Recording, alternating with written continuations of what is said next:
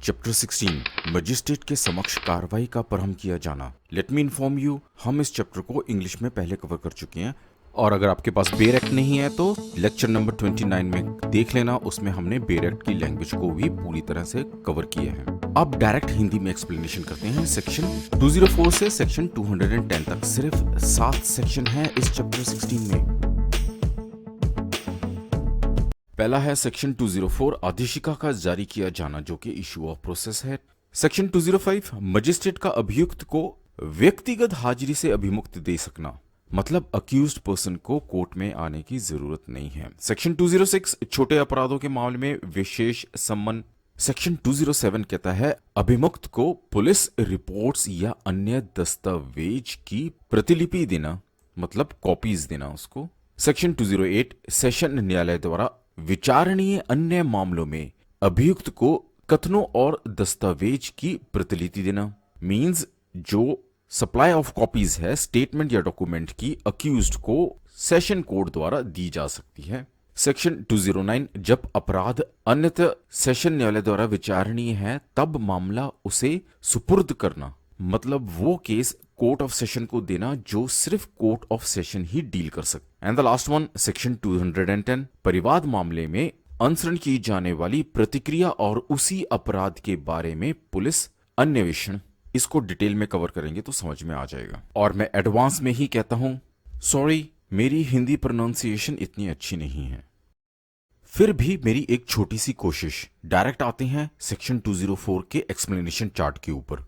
Issue of process है जब भी मजिस्ट्रेट के समक्ष कोई कंप्लेंट आती है तो मजिस्ट्रेट उसको सीधा केस को शुरू करने के लिए ऑर्डर नहीं करेगा, उस कंप्लेंट की सच्चाई में जाएगा कि जो कंप्लेंट कर रहा है, शिकायत करता है, वह सच कह रहा है या नहीं। तो जांच के लिए पहली चीज क्या की जा सकती है? ऑब्वियसली जिसके खिलाफ कंप्लेंट की गई है उसको कोर्ट में बुलाएंगे अगर सम्मन केस है। यही सबसेक्शन 1 ऑफ सेक्शन 204 कह रहा है ए पार्ट में, और बी पार्ट कह रहा है कि अगर सम्मन केस नहीं है तो वारंट इशू किया जाएगा। और मजिस्ट्रेट के पास पावर है, अगर वह चाहे तो वारंट केस में भी सम्मन इशू किए जा सकते हैं। सेक्शन 204 के सबसेक्शन 1 का ए और बी दोनों पार्ट कवर हो गए। अब आ जाते हैं सबसेक्शन 2 ऑफ सेक्शन 204। ये कहता है कि सबसेक्शन 1 में जो सम्मन या वारंट इशू हुए हैं उसके साथ गवाहों की एक लिस्ट ऑफ प्रोसिक्यूशन विटनेसेस लगाई जाएगी, मींस जो शिकायतकर्ता के गवाह हैं। Subsection 3 of section 204 copy of complaint. Definitely जब आप सम्मन या वारंट इशू कर रहे हैं तो उसके साथ कॉपी ऑफ कंप्लेंट भी लगेगी, so that the accused person is informed, उसको भी पता चले कि किस अपराध के लिए उसको कोर्ट में बुलाया जा रहा है। सेक्शन 204 का सबसेक्शन 4 फीस को डिपॉजिट करना, और अगर आप फीस को डिपॉजिट नहीं करते हैं तो मजिस्ट्रेट आपके केस को डिसमिस कर सकता है। सबसेक्शन 5 ऑफ सेक्शन 204 हमको सिंपली इन्फॉर्म करता है कि मजिस्ट्रेट वारंट की जगह पे सम्मन और सम्मन की जगह पे वारंट या वारंट और सम्मन दोनों ही इशू कर सकता है। ये उनकी डिस्क्रिशन है, जैसा वह ठीक समझे। और सेक्शन 87 की किसी भी प्रोविजन को ये इफेक्ट नहीं करता है, उसमें भी सेम बात कही गई है। सेक्शन 205 ये मजिस्ट्रेट को शक्तियां देता है कि अक्यूज्ड पर्सन को कोर्ट में पर्सनली आने की कोई जरूरत नहीं है। लेकिन इंपॉर्टेंट थिंग यहां पर यह जान लेना जरूरी है, ये केवल और केवल सम्मन केसेस में होगा। एक और क्वेश्चन उठता है, क्या पर्दानशी वुमेन क्रिमिनल केस में भी कोर्ट में आने से इनकार कर सकती है? तो इसका जवाब है पार्शियली हाँ। अगर कोर्ट को लगता है कि उसका कोर्ट में प्रेजेंस होना जरूरी है तो उसको कोर्ट में आना ही पड़ेगा। Subsection 1 of section 205 says magistrate who issue the summon may permit accused to appear by his pleader, मतलब मजिस्ट्रेट समन इशू करेगा और ये भी कह सकते हैं कि उसको खुद आने की जरूरत नहीं है, उनका एडवोकेट या कोई भी रिप्रेजेंटेटिव आ सकता। सेक्शन 205 का सबसेक्शन 2 जब मजिस्ट्रेट की इंक्वायरी हो रही होती है, any stage of proceedings direct attendance of accused, मतलब ये नहीं है कि अब तो केस एडवांस स्टेज में है या स्टार्टिंग की स्टेज में है, अगर मजिस्ट्रेट चाहे तो अक्यूज्ड पर्सन को कोर्ट में आने के लिए कह सकता है। एक बार एग्जम्प्ट कर दिया का मतलब ये नहीं है कि उसको हमेशा के लिए एग्जम्पशन मिल गई है कि कोर्ट में वो हमेशा ही नहीं आएगा। एक इंपॉर्टेंट केस कवर कर लेते हैं। Mangaro versus state of UP 1992 criminal law journal 1397 ALL। इस केस में क्या हुआ था, अक्यूज्ड पर्सन को एग्जम्पशन मिल गई थी कि उसको कोर्ट में आने की जरूरत नहीं है। तो कंप्लेनेंट ने क्या किया, उसके इस ऑर्डर को कैंसिल करने के लिए कहा कि उसको कोर्ट में बुलाया जाए, और ये पाया गया कि वह ये एप्लीकेशन सिर्फ बदला लेने के लिए कर रहा है, प्रेशर डालने के लिए कर रहा है अक्यूज को कि वह फॉरेन कंट्री में नौकरी करता है, उसको इंडिया में कोर्ट अटेंड करने के लिए मजबूर सिर्फ इसलिए किए जा रहा है ताकि वह अपनी नौकरी से हाथ धो बैठे। अगर जरूरी नहीं है तो कोर्ट ऑर्डर कर सकता है कि उसको वहां से बुलाने की कोई जरूरत नहीं है, उसका प्लीडर सफिशिएंट है, कोर्ट में प्रेजेंट है। सेक्शन 206 ये स्पेशल सम्मन की बात करता है छोटे अपराधों में। सबसेक्शन 1 कहता है कि अगर कोई छोटा अपराध किया गया है तो मजिस्ट्रेट की मर्जी है, वह सम्मन में मेंशन कर देगा कि इतना फाइन आप भर दीजिए, बात खत्म है। अगर आप प्लीड करना चाहते हैं तो प्लीड कर लीजिए, या इस छोटे से अपराध को वह समरीली डिपोज कर सकते हैं, मतलब उसको खारिज कर सकते हैं सेक्शन 260 या 261 के अंदर जो दिया गया है। छोटे अपराध कौन से होते हैं, जिसका फाइन 1000 के नीचे हो। सबसेक्शन 2 कहता है कि मीनिंग ऑफ पेटी ऑफेंस। अगर ये क्वेश्चन आ जाता है कि पेटी ऑफेंसेस का मीनिंग कहां दिया गया है तो do not forget, jail law classes में बताया गया है सबसेक्शन 2 ऑफ सेक्शन 206। सिर्फ सेक्शन 206 नहीं बोलना, क्लियर बताना है कि सेक्शन 206 के सबसेक्शन 2 में दिया गया है पेटी ऑफेंसेस का मतलब वह ऑफेंसेस जिनका फाइन 1000 से नीचे नीचे है। लेकिन इसमें वह ऑफेंस नहीं आते हैं जो मोटर व्हीकल एक्ट के अंदर होते थे। मैं होते थे इसलिए बोल रहा हूं क्योंकि पहले मोटर व्हीकल एक्ट में फाइन बहुत कम रखा गया था, अब उसको अमेंड करके फाइन बढ़ा दिया गया है। But still we need to quote that के मोटर व्हीकल एक्ट के अपराधों को छोड़कर। और सबसेक्शन 3 ऑफ 206 कहता है स्टेट गवर्नमेंट जो है वह मजिस्ट्रेट को शक्तियां देती है। किस बात की शक्तियां, वह अपराध जो पेटी ऑफेंसेस सबसेक्शन 1 में बताए गए हैं और 320 में अपराधों की एक लिस्ट दी गई है जिनकी सजा अगर 3 साल से कम है तो मजिस्ट्रेट अपने ओपिनियन में, अपने विचार से, तो मजिस्ट्रेट केस की फैक्ट्स और सर्कमस्टांसेस को देखते हुए केवल फाइन की सजा दे सकते कि उसको इम्प्रिजनमेंट ना हो, केवल फाइन चुकाएं और जस्टिस भी हो सके। बेसिकली सेक्शन 206 इसलिए बनाया गया था कि इतने ज्यादा कोर्ट में केसेस होते हैं, उनको जल्दी से जल्दी निपटाया जा सके। इसी से रिलेटेड एक केस कर लेते हैं, Kamla Shankar versus state of MP 1988 criminal law journal 659 MP। छोटा सा अपराध था ओवरलोडिंग ऑफ द बस। इसके लिए उसके पर्सनल अपीयरेंस की जरूरत नहीं है, ओवरलोडिंग ऑफ द बस करने के अपराध का जो फाइन है वो भरे और दोबारा ऐसा अपराध ना करे, सिंपल। सेक्शन 207 सेक्शन 207 को पढ़ते ही याद आ जाना चाहिए कि ये तो कॉपी टू अक्यूज्ड है, मतलब अभियुक्त को पुलिस रिपोर्ट या अन्य दस्तावेजों की कॉपी देना। इसमें 5 चीज बताई गई हैं, 5 पार्ट हैं। सेक्शन 207 के पार्ट 1 में कहता है कि कॉपी ऑफ पुलिस रिपोर्ट, मतलब पुलिस ने अगर कोई रिपोर्ट बनाई है तो उसकी कॉपी प्रोवाइड की जाए। सेकेंड पार्ट कहता है कॉपी ऑफ FIR जो कि सेक्शन 154 में दी जाती है, उसकी कॉपी भी अभियुक्त यानी कि अक्यूज्ड को दी जाए। सेक्शन 207 के पार्ट 3 में बताया गया है उस स्टेटमेंट की कॉपी जिसे सेक्शन 161 के सबसेक्शन 3 के अकॉर्डिंग रिकॉर्ड की जाती है। ये होते हैं कंप्लेनेंट के गवाह की स्टेटमेंट, जिसे कोर्ट में अक्सर PW1, PW2 मतलब प्लेंटिफ का जो विटनेस है वो 1, प्लेंटिफ का जो विटनेस 2 है वो, इनके स्टेटमेंट की कॉपी भी अक्यूज्ड को प्रोवाइड की जाए। लेकिन पुलिस के पास शक्तियां हैं सबसेक्शन 6 ऑफ सेक्शन 173 के तहत कि वह स्टेटमेंट की कॉपी को देने से मना कर सकती है, या किसी भाग, पूरी स्टेटमेंट या स्टेटमेंट का कोई पार्ट उसको वह नहीं देगी। इसके 3 कारण हो सकते हैं कि ये रेलेवेंट नहीं है, या in the interest of justice मतलब इंसाफ के लिए ये ना दिया जाए तो ज्यादा अच्छा है। तीसरा रीजन हो सकता है इनएक्सपीरियंट इन पब्लिक इंटरेस्ट, मतलब कि ये बेमतलब का दस्तावेज है, इसको देने की जरूरत नहीं है।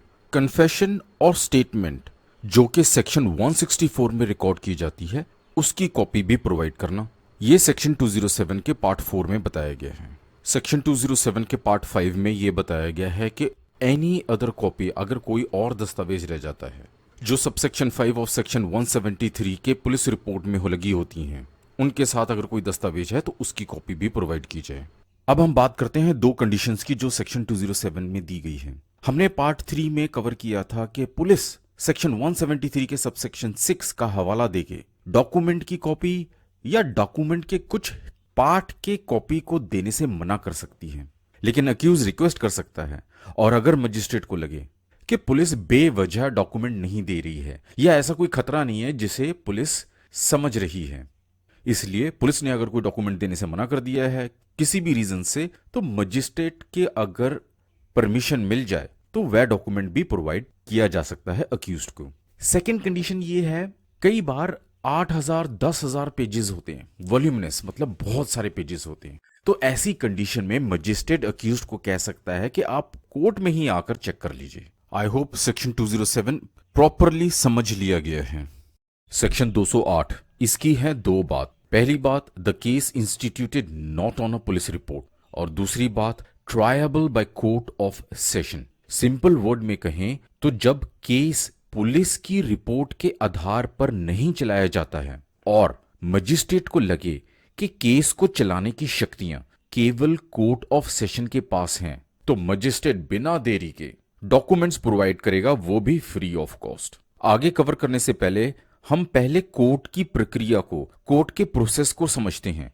सेक्शन 207 में जो केस चलाया गया था वह पुलिस की रिपोर्ट के आधार पर चलाया गया था। उनके डॉक्यूमेंट को प्रोवाइड करने की बात की गई थी अक्यूज्ड को। अब सेक्शन 208 में प्रक्रिया क्या है, केस कोर्ट द्वारा चलाया गया है, अदर देन अ पुलिस रिपोर्ट, मतलब पुलिस की रिपोर्ट के आधार पर नहीं चला है।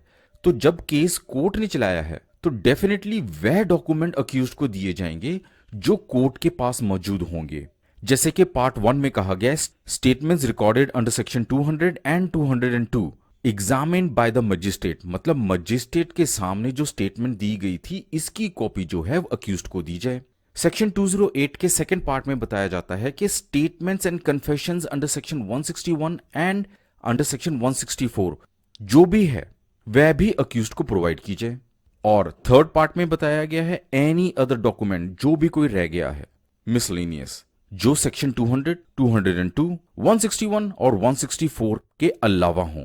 और हमें याद है सेक्शन 207 में एक कंडीशन थी कि अगर पेजेस बहुत ज्यादा हैं तो मजिस्ट्रेट उसकी कॉपी प्रोवाइड करने के ऑप्शन दे सकता है कि इसको कॉपी ना लें, कोर्ट में आके ही चेक कर लें। यहां पे भी सेम बात है, अगर डॉक्यूमेंट बहुत ज्यादा हैं तो अक्यूज्ड को कहा जाएगा कि डॉक्यूमेंट्स को कोर्ट में ही आकर चेक कर लें। आई होप सेक्शन 208 के साथ साथ डिफरेंस बिटवीन सेक्शन 207 और 208 कवर हो गया है।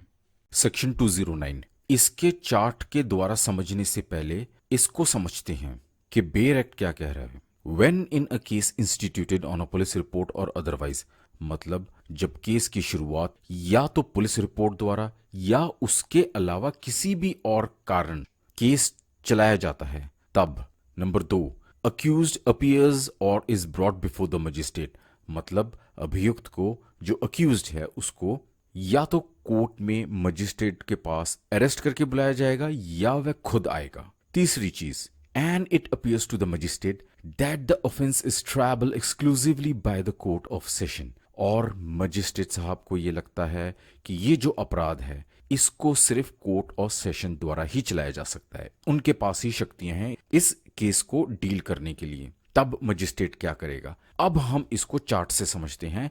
मजिस्ट्रेट इन परिस्थितियों में 4 चीजें करेगा जो कि A, B, C और D में बताई गई हैं of section 209। Part A of section 209 हमको इन्फॉर्म करता है कि मजिस्ट्रेट धारा 207 और 208 के तहत अपनी कार्रवाई को पूरा करके, 207 में क्या होता है, पुलिस की रिपोर्ट होती है, अन्य दस्तावेज होते हैं जो सेक्शन 208 में होते हैं, इन सब की कॉपी को अक्यूज्ड को प्रोवाइड करने के आदेश देगा तथा केस को कोर्ट ऑफ सेशन को आगे की कार्रवाई के लिए सौंप देगा। मजिस्ट्रेट अगर चाहे तो अक्यूज्ड को बेल भी दे सकता है या उसको रिमांड पे भी भेज सकता है। बी पार्ट सेक्शन 209 का इन्फॉर्म करता है कि बेल या रिमांड भी मजिस्ट्रेट दे सकता है।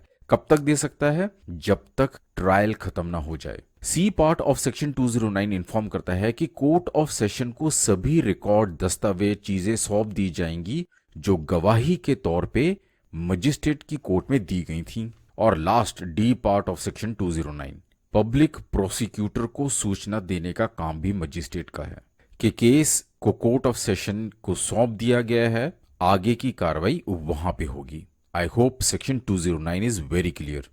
सेक्शन 210 धारा 210 बेसिकली ये वो सिचुएशन है जब मजिस्ट्रेट भी इंक्वायरी के ऑर्डर दे देता है और कुछ लोग पुलिस कंप्लेंट कर देते हैं और पुलिस इंक्वायरी भी चलनी शुरू हो जाती है, विच मीन्स एक ही केस के लिए दो दो कार्रवाई। ऐसी सिचुएशन में क्या हो जाता है, कंप्लेंट केस भी बन जाता है और पुलिस इन्वेस्टिगेशन भी बन जाता है। तो सेक्शन 210 हमको गाइड करता है कि ऐसी सिचुएशन में क्या किया जाए।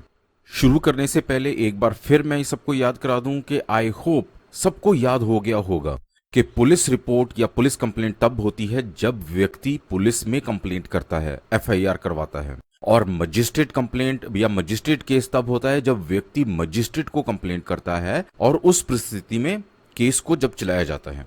सबसेक्शन 1 ऑफ सेक्शन 210 हमको इन्फॉर्म करता है कि कंप्लेंट केस जो कि मजिस्ट्रेट को की जाती है उस पर मजिस्ट्रेट जब इंक्वायरी के ऑर्डर करता है तब पता चले कि उसी सब्जेक्ट मैटर के ऊपर पुलिस भी इन्वेस्टिगेट कर रही है, तब मजिस्ट्रेट इंक्वायरी को रोक देगा, मतलब अपनी इंक्वायरी को रोक देगा और पुलिस की रिपोर्ट को एक्सेप्ट करके उसके द्वारा केस चलाया जाएगा। So I hope it is very clear कि सबसेक्शन 1 ऑफ सेक्शन 210 हमको इन्फॉर्म कर रहा है कि मजिस्ट्रेट की इंक्वायरी को रोक दिया जाएगा और पुलिस की रिपोर्ट को मान लिया जाएगा और उस पर केस चलाया जाएगा। नेक्स्ट सबसेक्शन 2 ऑफ सेक्शन 210 ये हमें इन्फॉर्म करता है कि अगर मजिस्ट्रेट की इंक्वायरी के दौरान, मतलब जो पुलिस इंक्वायरी करती है मजिस्ट्रेट के कहने पर, आईओ मतलब इन्वेस्टिगेशन ऑफिसर अंडर सेक्शन 173 अपनी रिपोर्ट दर्ज करवा देता है, उस स्थिति में उस केस को इस तरीके से चलाया जाएगा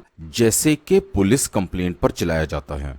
नेक्स्ट सबसेक्शन 3 ऑफ सेक्शन 210 हमें इन्फॉर्म करता है कि अगर पुलिस की रिपोर्ट में किसी भी अक्यूज्ड का नाम नहीं आता है, उससे रिलेट नहीं करता है जो मजिस्ट्रेट की केस में हो। दूसरी बात, मजिस्ट्रेट पुलिस की रिपोर्ट पर किसी भी अपराध का संज्ञान नहीं लेता है। इस सिचुएशन में, इस परिस्थिति में मजिस्ट्रेट अपनी मतलब मजिस्ट्रेट इंक्वायरी पर कार्रवाई करेगा जो उसके द्वारा इसलिए रोक दी गई थी कि पुलिस भी उसी केस पर, उसी सब्जेक्ट मैटर के ऊपर इन्वेस्टिगेट कर रही है, तो उसकी रिपोर्ट को माना जाए। आई होप बात समझ में आ गई है कि पहले मजिस्ट्रेट ने कहा था कि हम पुलिस की रिपोर्ट पर ही कार्रवाई करेंगे, लेकिन अगर कोई भी अक्यूज पुलिस रिपोर्ट में नहीं है या मजिस्ट्रेट ने किसी ऐसे अपराध का संज्ञान नहीं लिया है जो पुलिस रिपोर्ट में है, तो वह मजिस्ट्रेट अपनी ही इन्वेस्टिगेशन मतलब मजिस्ट्रेट इंक्वायरी के ऊपर केस चलाएगा रादर देन के पुलिस की रिपोर्ट के ऊपर केस चलाएगा। इससे रिलेटेड एक केस कर लेते हैं, Jagannath Das versus state 1992 criminal law journal 2204 Orissa. It was held in that case that when a private complaint is filed and the magistrate receives information that the police is also investigating the same case, he shall stay the proceedings before him and call for the police report. और यहाँ पे main बात आती है जो हम अभी cover कर चुके हैं, he may then deal with the private complaint as the case which arises out of the police report together. This section is intended to guard against obtaining snap judgments and collisions. और इसी section को अच्छी तरह समझने के लिए एक और केस करते हैं, state of MP versus Mishri Lal 2003 criminal law journal 2312 supreme court. इसमें क्या हुआ था कि the investigating officer submitted the challan on the basis of complaint lodged by the accused, मतलब जो केस मजिस्ट्रेट द्वारा चलाया गया था। Second situation, the police also investigated complaint filed by the prosecution party in respect of the same incident. On completion of investigation, the charges were framed by the court. It was held that under the circumstances, it would be just, fair and proper to decide both the cases together by the same court. मतलब जो report magistrate की inquiry में पेश हुई है और जो report police ने अपनी पुलिस इंक्वायरी में बनाई है, उन दोनों रिपोर्ट को एक साथ एक ही केस में चलाया जाएगा एक ही कोर्ट द्वारा। इसके साथ ही हमारा ये चैप्टर खत्म होता है। इस छोटी सी जिंदगी में एक छोटी सी रिक्वेस्ट मेरे यार, बड़ों को रिस्पेक्ट, छोटों को प्यार।